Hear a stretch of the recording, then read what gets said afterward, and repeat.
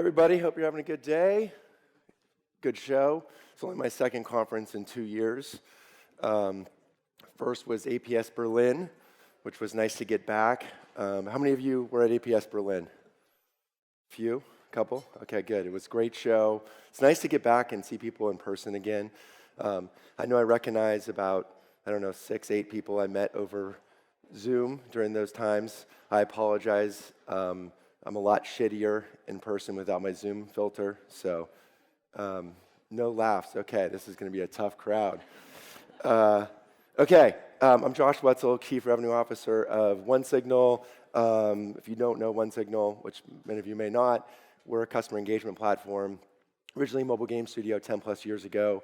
Founders actually had a couple hits, one with Shaquille O'Neal, like a superhero game, but built this core technology to be successful, to engage customers and understand loyalty. Ultimately, the cost of acquiring a user is expensive, right? And how do you take care of that? How do you build that loyal audience? So they built it, and one of the founders is pretty well known in the game space. So a lot of industry folks played the games, said, wait, who does your notifications? They're really great. One thing led to another. A couple years later, they spun out and pivoted and created OneSignal. And it was a viral product, free for a long time. And I'm giving you this context because it's important in the data I'm gonna talk about in a second. But it was adopted by 10, 100,000, 100,000, 250,000. And eventually, most recently, we've had 1.6 million people use the product, which is a pretty crazy number. We have over 1 million companies, unique companies have used the product. We deliver 10 billion messages a day, more than 10 billion messages a day. And I think the most interesting thing, actually one of the coolest things about my job is I get to deal with and meet people, whether they own a pizza shop in Rome or a fintech startup in Argentina. Only about 20-something% of our usage is in North America. 8% of all new apps, and this is a third-party validated data, use OneSignal. In fact, if you were to look at the third-party solutions that look at active SDKs and mobile apps, if you took out or you aggregated Facebook, Google, and what's the other one here? Apple, and they each had one SDK, we would be a top 10 global SDK in both iOS and Android. As it is, we're 20th in Android and like 32nd or 33rd in iOS.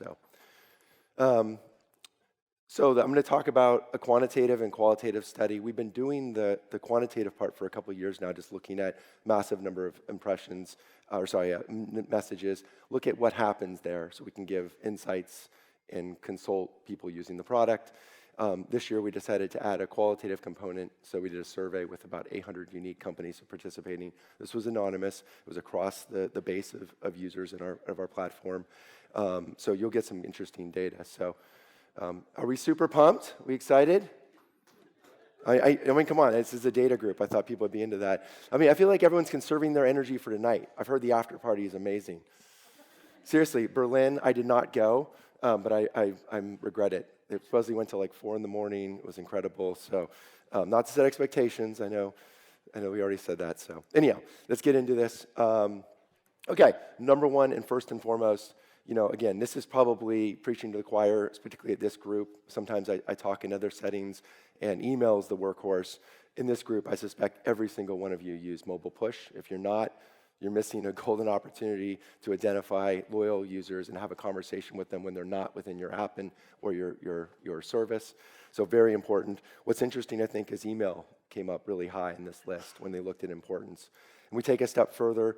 We ask them about re-engagement.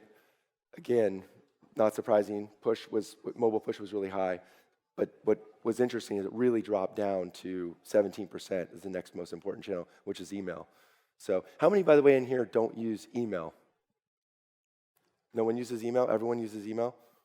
Okay, that's great. That's awesome. Well, then this is done. I can just throw this away. That's good. That was a core part. Okay, so when you ask people, what is the leading channel in the future? What do you think in 1 to 2 years? Again, preaching to the choir. And not all these companies, by the way, were mobile-first companies, but they still said mobile push notifications, which is surprising a little bit. I thought you would see other channels kind of appear here, but it actually widens there. Okay, so going to the next section, multi-channel. I think if you're not using multi-channels, you're missing out. Sounds like everyone in here has got it figured out, which is great. That's probably why you're attending this show. We talked to a lot of customers who probably should be coming here and learning from all of you, which is great. So first and foremost, when we ask them, do you think a multi-channel, so 2 or more channel strategy is important? 68% said yes, basically, very important or extremely important. That's ridiculous, okay? Should be 100%, I'm sorry. The reason why, the LTV, and we've seen multiple studies of this, but the LTV of users goes up to 220% when you're connected to them on 2 channels. That's incredible. But it's also self-fulfilling, right? So if we think about what are we trying to accomplish here? We're trying to get someone to use our service. We're trying to get them to opt in, basically raise their hand. Yes, I like your app. I like your service. I want to have a personal relationship with you. When you can get them to give you email, their phone number for SMS, notification, those are really, really important proxies. And they give you 3 channels. They've raised their hand and said, I love you. I want to marry your service, right? You need to lean into those people. You need to treat them with a ton of respect. So the more you're offering additional channels, the more you're going to understand and build deeper relationship with your consumers. So the other thing I want to call out here was when we asked them what types of messages they use per these channels, I thought it was really interesting that people kind of like blanket, we use transactional and marketing from all of these channels. I would stress, be very careful how much marketing messages you use through push, how many marketing messages you through SMS. None of us want to ruin those channels, okay? Those of you who've been in the industry for a while know email is screwed, okay? I'm personally somebody, I don't like email. I know it works. I'm not saying don't use it. I'm just saying it's very spammy. It's very asynchronous, but it's a great channel to send promotional messages. If you want to send promotional message that's really important, it's timely, sure, use SMS, use push, but don't use it at will all the time. In-app, I don't know how many of you, I suspect most of you use in-app, so a lot of you hard-code it, but having that be part of a cohesive multi-channel strategy is really important. I'm sure some of there's breakouts, OneSignal did a breakout today, but other companies did breakouts too, talking about the importance of that journey. Using this for onboarding, for making sure people are engaged and coming to the experience, hitting those important inflection points, really important, and the engagement numbers are there to speak for it. So this is something that's another thing near and dear to my heart in particular. Again, you can maximize the number of people who opt in, but you want to ultimately optimize for a number of loyal people who opt in, who are there, lasting, who are going to care about your service. And the best way to do that is, again, this is over that 100 billion messages analyzed, and this has been consistent over the last couple of years. You're going to want to use a pre-prompt. And the reason why I use a pre-prompt is because it allows you to message why they should opt in. It's giving them some value. It's explaining why they should be doing it. Highly encourage that. For those of you who aren't aware, Android is going to move to an opt-in versus an automatically opt-in, and then they can opt out. And early data shows that you're going to get a bump by doing a pre-prompt there too. So delivering personalized experiences. This is the most overused term in digital marketing for 20 years. I was in the early days of the internet where it was all about permission marketing and asking permission and whatnot. But it's still true. Forbes had a study recently, 48% of consumers say if they're getting blanket campaigns at them that don't feel personalized, feel very generic, they're apt to not use that service and or not shop there. So you need to personalize. And important in messaging, basic personalization goes a really long way. We found that 259% engagement improvement by personalizing messages. And that starts with basic stuff like segmentation. It's amazing to me how many people will just blanket send a message to 1 million of their users, the same message. I've even seen worse, 10, 15, 20 million. Some gaming studios that use us. It's really, really bad practice. Just use basic segmentation will go a long way. Templates, using consistency, design consistency. There's a reason why content and tone are important. Being consistent there will make a difference for your experience. OneSignal has custom templates that are kind of built for specific purposes. Just using those drive even greater performance. Now, again, if you've got a brand and you've got your tone and you want it consistent, that's going to outperform it too. But using templates is important. Images, right? This makes sense. Think about why Instagram outdid Facebook and maybe why TikTok's doing better than that one. It's all about imagery. We care about that stuff. We get engaged with that. So by not sending an image with a message, you're doing yourself a disservice. You don't necessarily have to use an image on every message, but it's important too, particularly on those journeys. If you're creating like an onboarding journey or a re-engagement journey, have imagery there. So here's some just general growth hacking tactics. So on the OneSignal platform, and this is case of if you're using one of our competitors, you shouldn't, but if you are, it's fine. Everyone has tools that are going to help you ultimately deliver a message at a better time. We have this thing called intelligent delivery. On every one of your phones, there's approximately 6 OneSignal SDKs. We're installed on roughly 6 apps on every phone. And so we have a good sense of when you're using your phone, when you're sleeping, when not to deliver a message. So when you don't need to deliver a timely message, you can use something like this. And again, OneSignal doesn't have the mark in this. Other people do it as well. But I would highly encourage thinking about these tactics. You can get 15 to 50% lift on your engagement on these messages. If it's timely, if it's really important, it's got to get out now, you don't use these. But in those cases, you should. A/B testing, another one, no-brainer. Right? We over-talk about testing, but I think particularly for important messages, when you're building a journey, a template, test those things, then deploy them. You're going to get nice incremental improvements. Localization. So some of us have the pleasure or the privilege or maybe the curse where you operate in a single market with a single language, and that's great, makes it easier.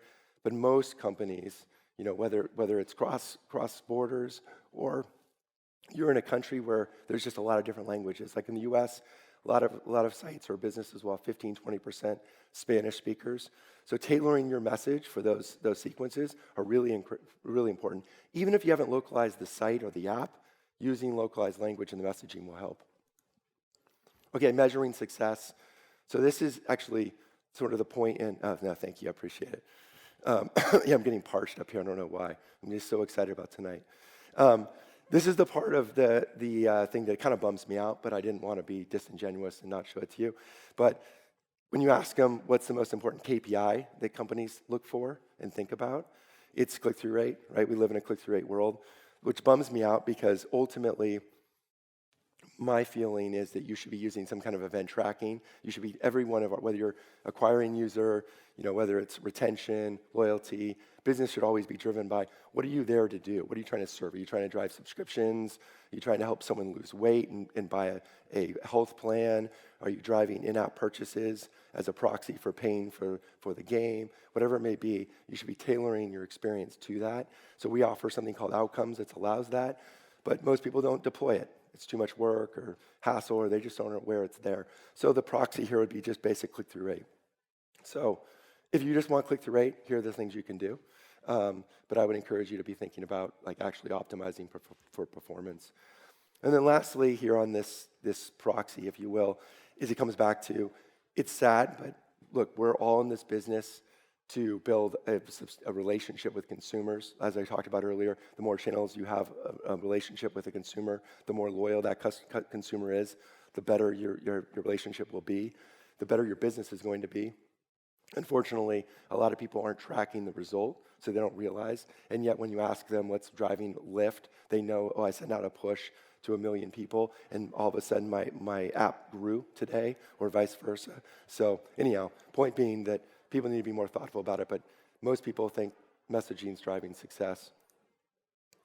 Okay, the big finish here for tea time, which I heard tea is really important here, and I'm parched, so I need some. Key takeaways, multi-channel, which I was actually expecting a lot of people. So we deal with a lot of mobile app developers, and we'll talk to them, and they're like, "Oh, email? Why would I use email? I've got a mobile app. I don't use email. I use push." So it's great that you guys are all using email. But if you're not using email, use it. If you're not haven't tried SMS, use it. If you've hard-coded an app or you don't use an app, you should be trying that. It's a no-brainer. Thank you. I guess there's a lot of appreciation there. So really, really encourage multi-channel. And then email, again, I expected there'd be 20, 30, 40% of people not using email, but I guess I'm wrong. So use it. Personalization, very critical, very critical. Again, you don't have to boil the ocean, okay? There's a lot of times I think we get in these conversations, there's this ideal state. This is where we want to be. Make an incremental progress. It's kind of like life. One of the things I like to say to myself and my team, my kids, just make today better than yesterday. Make tomorrow better than today, whatever. I think same thing with personalization. Each time you can add a little something to your automated template, add templates today, add segments tomorrow. Just keep making progress, and you're going to make incremental improvements. And then the optimization stuff is critical. So On that note, thank you very much. I'm very excited to be here. I'm super pumped to be here, and really enjoy the conference. I love this show. So hope you guys all have a great rest of the day, and I hope to see you at the after party. Take care.